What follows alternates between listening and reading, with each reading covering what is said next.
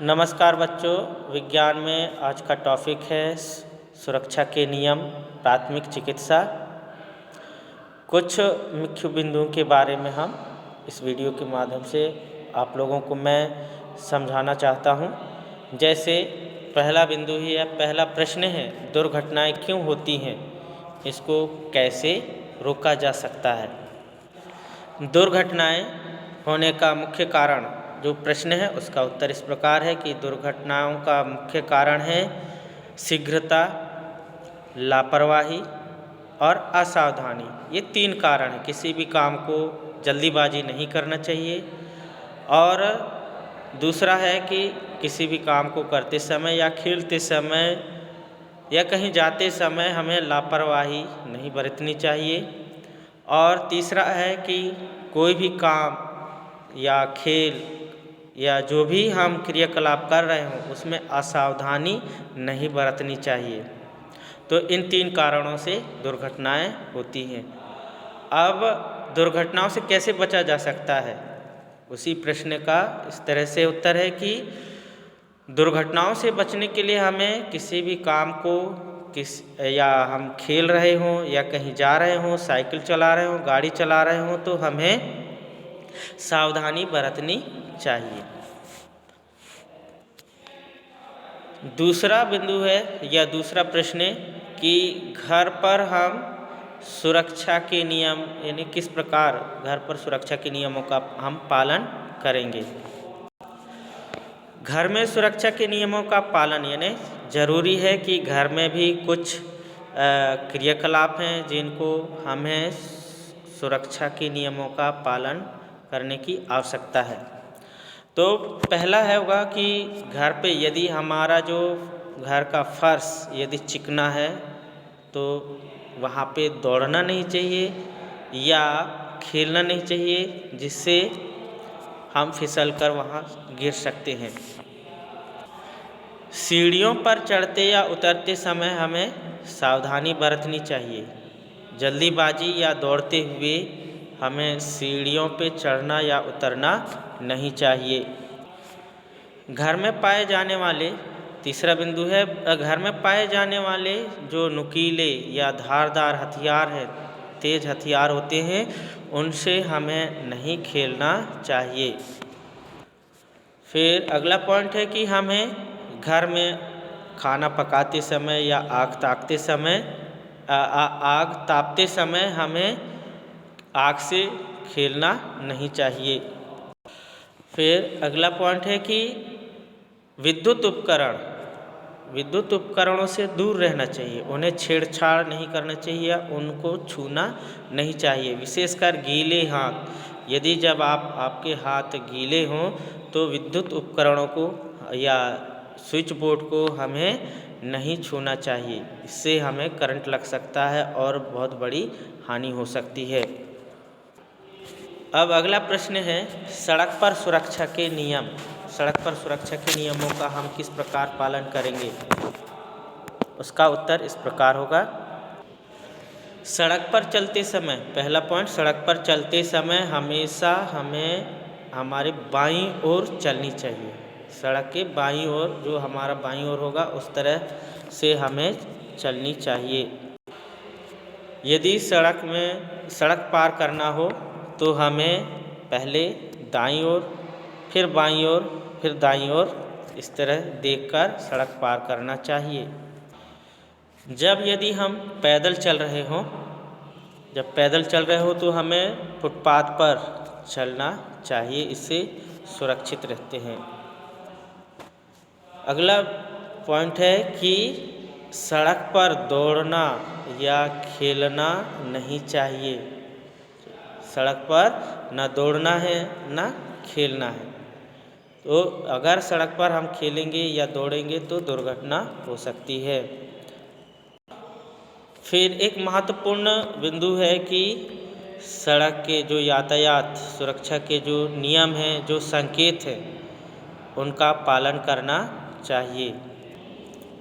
और भी अन्य बिंदु हो सकते हैं कि हमें साइकिल तेज़ नहीं चलाना चाहिए। साइकिल से जो स्टाइल मारते हैं बच्चे, वो सब हमें नहीं करना चाहिए, हमें सीधे एक तरफ अपने बाईं ओर ही चलना चाहिए।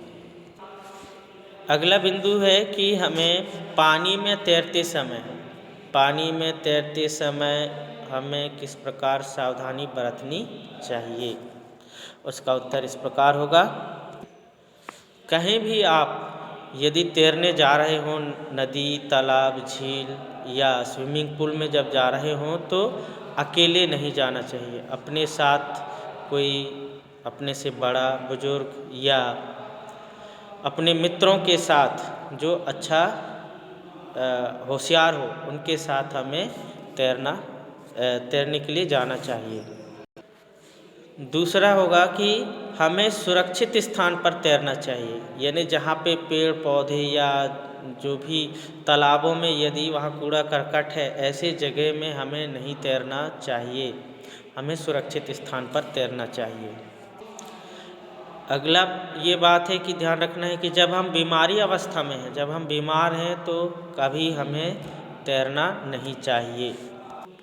और एक और बात है कि अपने साथी को या अपने दोस्तों को कभी भी पानी में या जलाशय में या कुएं में नहीं धकेलना चाहिए। कोई लोग मजाक से उनको धकेल देते हैं जिससे कि वो तैर लेगा, लेकिन हमें नहीं मालूम कि उसको तैरते बनता है या नहीं बनता है।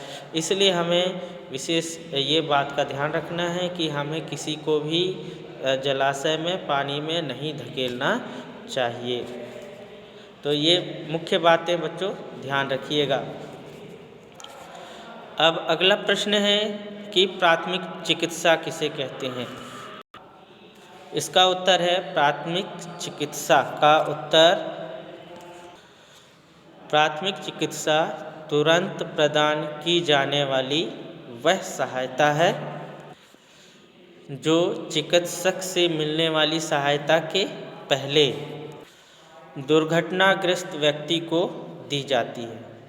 तो ऐसी सहायता कि जो कोई बीमार है या दुर्घटनाग्रस्त हो गया है तो उसको अस्पताल ले जाने से पहले ही उसका उपचार जो किया जाता है उसको हम प्राथमिक चिकित्सा कहते हैं।